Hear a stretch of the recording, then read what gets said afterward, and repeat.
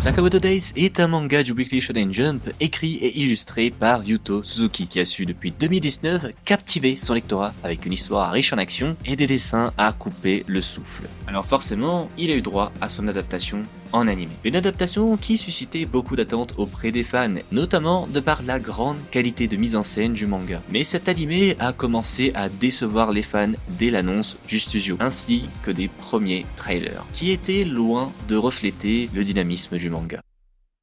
Maintenant, la saison 1 est terminée. Elle compte 11 épisodes et est disponible sur Netflix. On va donc juger si l'anime Sakamoto Days est un vrai gâchis ou si les fans ont été trop durs avec cette adaptation. Mais avant de commencer, n'oubliez pas que vous pouvez soutenir la chaîne. Voilà, si vous appréciez mon contenu avec un like ou un abonnement. Et n'hésitez pas bien sûr à me faire part de vos avis sur Sakamoto Days dans les commentaires. Voilà, c'est toujours un plaisir de discuter avec vous, donc j'ai hâte également de lire vos avis. On est donc parti pour cette critique de Sakamoto Days avec tout d'abord une partie sans spoil et ensuite une partie spoil où on entrera plus en profondeur dans la narration et les différents épisodes. Commençons tout d'abord par un petit synopsis de Sakamoto Days. Voilà, ça reviendra brièvement sur le premier épisode, histoire que vous ayez le maximum de contexte pour voir et comprendre l'histoire, même si vous n'avez pas vu l'anime. Taro Sakamoto, assassin légendaire devenu gérant d'une épicerie après avoir rencontré l'amour de sa vie, verra un jour débarquer dans son épicerie un assassin télépathe du nom de Shin. Ce dernier grand admirateur de Sakamoto souhaite le faire venir dans le monde de l'assassinat. Cependant, suite au refus de ce dernier, Shin se voit sous les ordres de son agence de le tuer. Mais l'assassin légendaire n'a pas perdu de sa renommée et met hors d'état de nuire le jeune assassin. Shin se réveille quelques heures plus tard chez Sakamoto et partage un repas avec sa famille. Après ça, Shin ne comprend pas pourquoi Sakamoto ne l'a pas tué. Ce dernier lui explique alors qu'en mariant sa femme, il lui a juré de ne plus jamais tuer personne. Avant que Shin ne parte, l'assassin légendaire lui propose de rejoindre son épicerie et de quitter le monde de l'assassinat, ce que fera le jeune homme. Mais suite à l'intervention de Shin, la tête de Sakamoto sera mise à prix et ils devront faire équipe pour affronter les autres assassins et protéger la famille Sakamoto.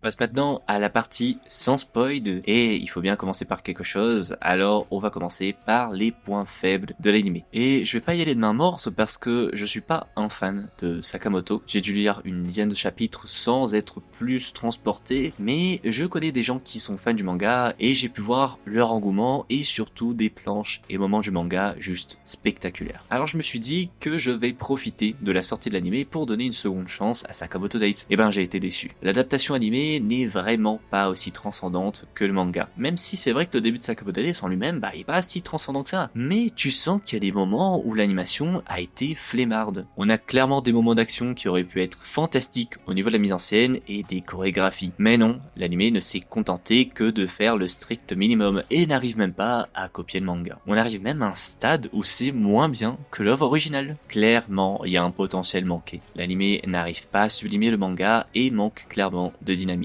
que ça soit au niveau de l'animation ou de la musique. Je suis vraiment déçu de ne pas avoir été marqué ni par l'opening, ni l'ending, et même pas par la bande originale. Pour ceux qui ne le savaient pas, le gars derrière les OST de Sakamoto Days, c'est quand même Yuki Hayashi. C'est le mec qui a fait les OST des Masha et d'Aikyu, genre, on parle pas d'un petit. Le gars nous a sorti parmi les meilleurs OST de l'industrie, et il nous sert ça pour Sakamoto Days. Il y a vraiment un problème, c'est pas possible.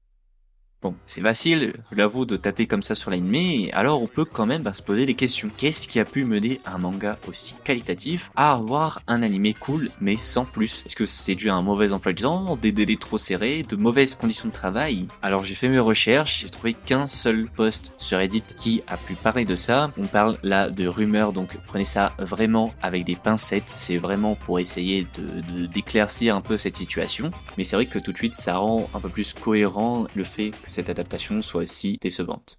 Mais je sais que ça paraît impossible après tout ça, mais oui, l'anime Sakamoto Days a quand même ses qualités, parce que j'ai quand même passé un bon moment devant. Voilà, c'était pas transcendant, mais c'est pas pour autant que pour ma part, j'ai passé un mauvais moment.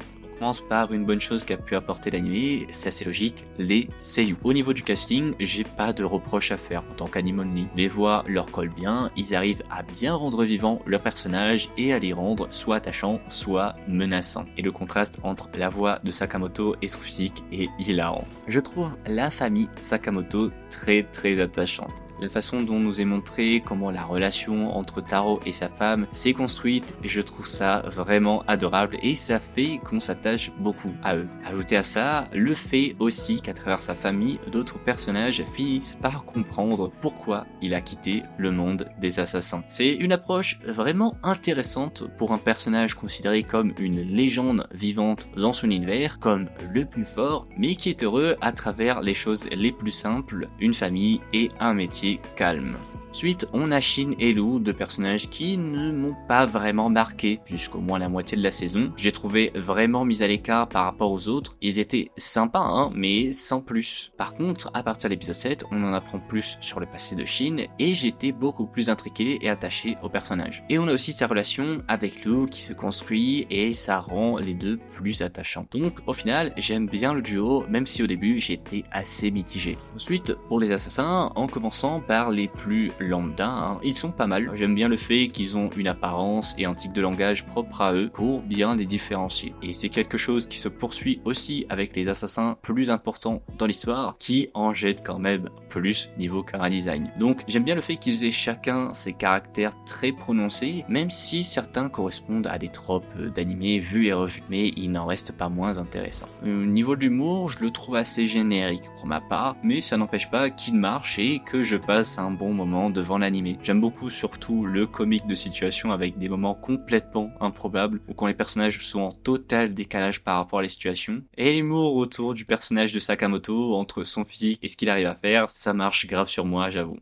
En tout cas, pour conclure cette partie sans spoiler, même si on fera une vraie conclusion en fin de vidéo, l'animation ne fait pas tout. J'ai passé un bon moment devant Sakamoto Days. Alors, si vous n'avez pas vu l'animé et que l'animation, vous en foutez un peu, foncez. Mais si c'est l'action qui vous intéresse, clairement, allez lire le manga. Et maintenant, si vous nous quittez ici, voilà, vous pouvez toujours aller voir la conclusion en fin de vidéo, voilà, qui sera sans spoil. Mais sinon, merci à vous en tout cas d'avoir regardé la vidéo jusque-là. N'oubliez pas que vous pouvez soutenir la chaîne avec un like et un abonnement. Bien sûr, donnez votre avis si vous allez voir l'animé ou lire le manga. Et si vous avez déjà vu l'animé ou que vous en foutez des spoils, on continue ensemble dans cette partie avec spoiler.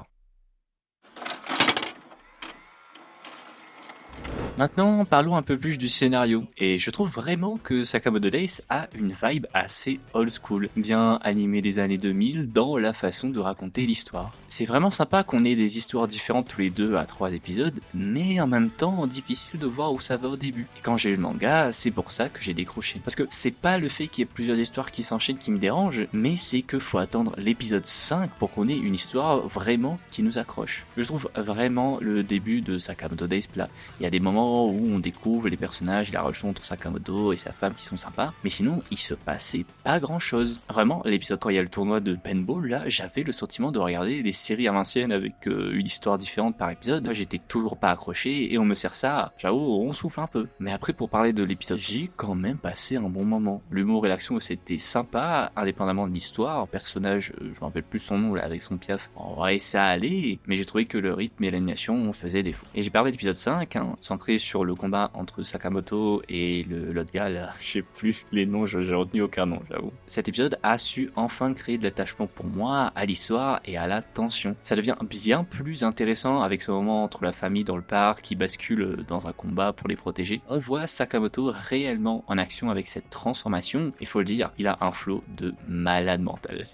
Mais comme dans toute la série, la mise en scène et l'animation ne suivent pas du tout, c'est vraiment dommage. Ça gâche cet arc qui, dans le manga, en fait, est beaucoup mieux. C'est vraiment une déception. Surtout, là, il y a cette scène que j'ai vu passer mais des milliers de fois et dans l'animé, ça, on tombe de haut, quoi, vraiment. Vraiment, l'animé pour moi est porté uniquement par son histoire et n'ajoute rien au manga à part des seiyuu. Parce que les qualités que je trouve à Sakamoto Days, c'est des qualités qui viennent uniquement du manga. Mais bon, continuons sur l'histoire. Les 2 moments que j'ai préférés dans cette saison, c'est tout d'abord tout l'arc avec le labo. J'ai trouvé des personnages bien plus intéressants et qui avaient des capacités qui ajoutent beaucoup plus de tension. L'histoire de Shin est vraiment sympa, ça m'a permis de bien plus m'attacher au personnage et aussi à Lou en parallèle. L'action, mis à part l'animation, c'était vraiment bien. Voir les personnages hors Sakamoto vraiment réfléchir pour gagner, comme dans les combats entre Shin et Seba, c'était bien plus intéressant. J'ai beaucoup aimé aussi le personnage de Seba, même si bon, on dirait qu'on va pas trop le revoir pour le moment, mais c'était cool en tout cas de découvrir ces personnages, ces assassins qui du coup utilisent la science pour améliorer leurs capacités. C'était vraiment cool en tout cas. tout cas. Et enfin, là je pense que c'est vraiment ce que je kiffe le plus et ce qui me hype quand même un peu pour la suite de l'histoire, c'est la fin de la saison. Entre tout le moment dans le casino avec les moments de jeu qui étaient vraiment amusants pour le coup et l'action par contre qui était genre la meilleure de la saison. Ça n'a aucun sens par contre pour moi que l'épisode 11 t'as un meilleur rythme et une meilleure animation dans les combats que dans l'épisode 5.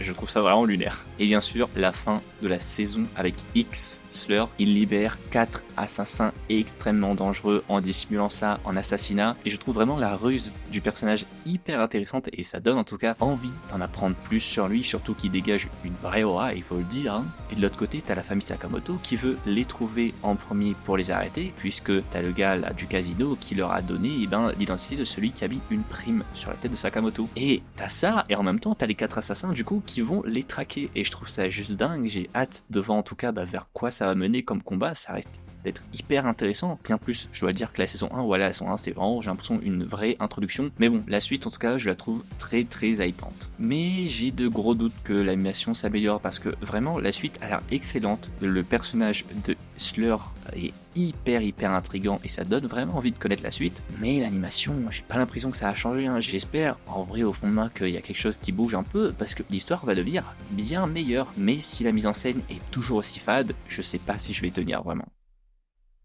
Nous voilà donc à la conclusion de cette critique, et ce que je peux dire pour conclure, c'est que l'anime Sakamoto Days est sympa, mais sans plus. Si on prend l'anime seul, c'est vraiment bien, l'animation est basique, mais ça ne gâchera pas non plus le visionnage si vous vous attardez pas dessus. Par contre, pour une adaptation d'un manga qui se démarque du genre de par son action et sa super mise en scène, c'est une déception complète. Vraiment, l'anime ne rend pas hommage au manga, et arrive à faire moins bien. Je pense qu'il va quand même marcher, parce qu'il a la force de sortir sur Netflix, mais je pense que si l'anime reste sur cette lancée, que c'est pas un anime qui va rester dans les mémoires, malheureusement. Même je doute que le manga ait droit à un gros boost grâce à l'anime, donc j'espère vraiment que ce dernier verra sa popularité augmenter d'elle-même. Parce que vraiment, TSM ont gâché le potentiel de Sakamoto Days avec cette adaptation fainéante qui n'innove pas et n'arrive même pas à la cheville du manga. Bon, avant en tout cas comment ça évolue, je suis quand même hype par l'histoire, voilà, donc au niveau histoire, pour moi je pense qu'il n'y aura pas de souci pour la saison 2, c'est vraiment la production elle-même, j'espère qu'il y aura quand même une évolution, voilà, en tout cas,